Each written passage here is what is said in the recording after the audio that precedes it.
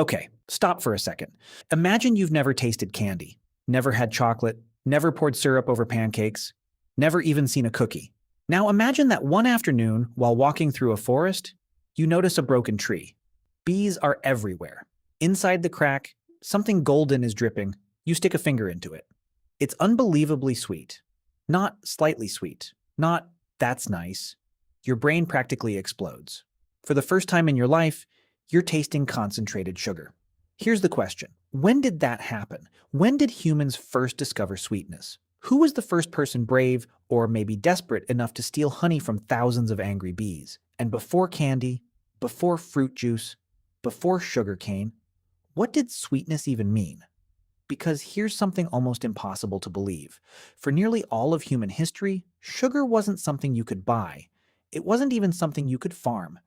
It was one of the rarest and most valuable foods on Earth. And yet, your entire brain was already obsessed with it.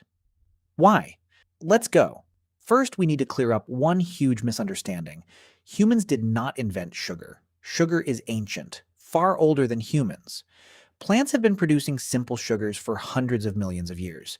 They do it through photosynthesis, turning sunlight into glucose. Fruit becomes sweet because plants want animals to eat it. The animal carries away the seeds. Everybody wins. Flowers produce nectar for a similar reason. Sweet liquid attracts insects. The insects spread pollen. Again, everybody wins.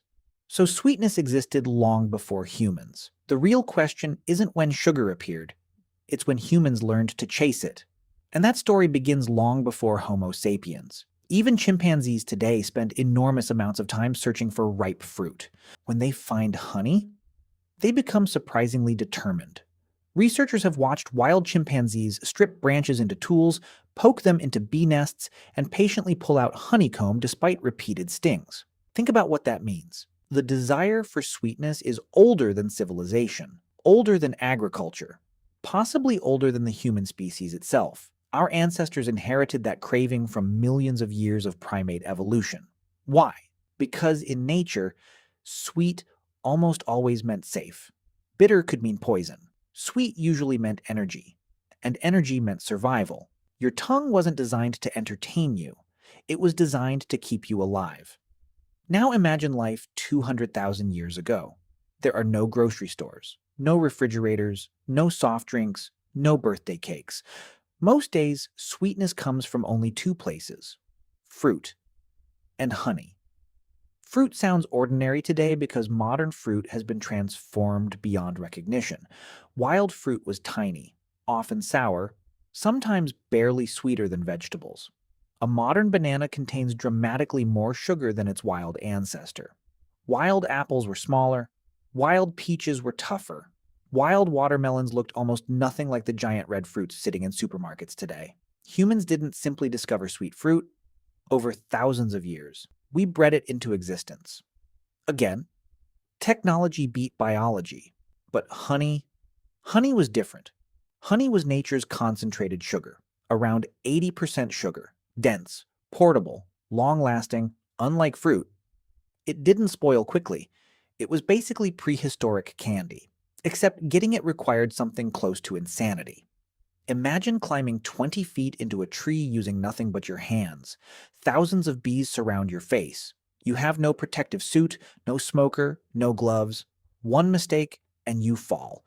The bees sting you repeatedly.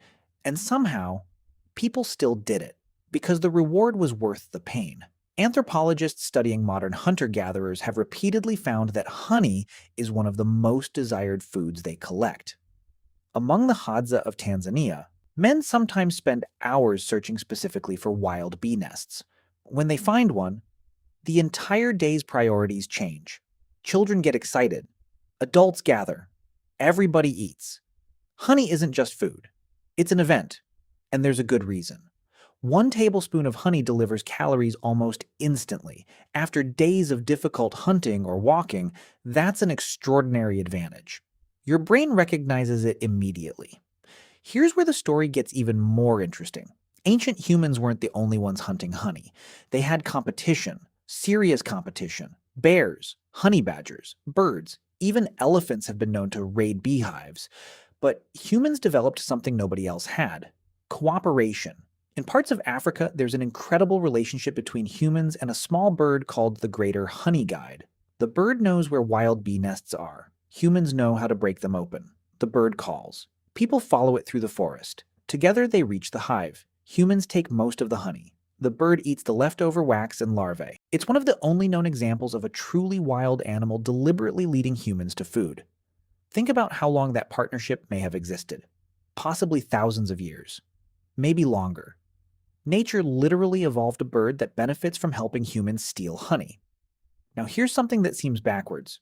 If ancient humans loved sugar so much, why weren't they eating it constantly? Simple. Because they couldn't. Honey was unpredictable. Fruit was seasonal. Sometimes entire months passed with almost no sweet foods at all. This matters enormously. Your body evolved expecting sugar to be rare.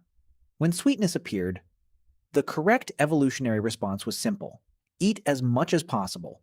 Don't save it for later. Winter is coming. That instinct still exists inside you. Except now, winter never comes. Walk into any convenience store. You can buy enough sugar for an entire prehistoric tribe in less than 5 minutes. Your brain hasn't changed. Your environment has. That's the real story.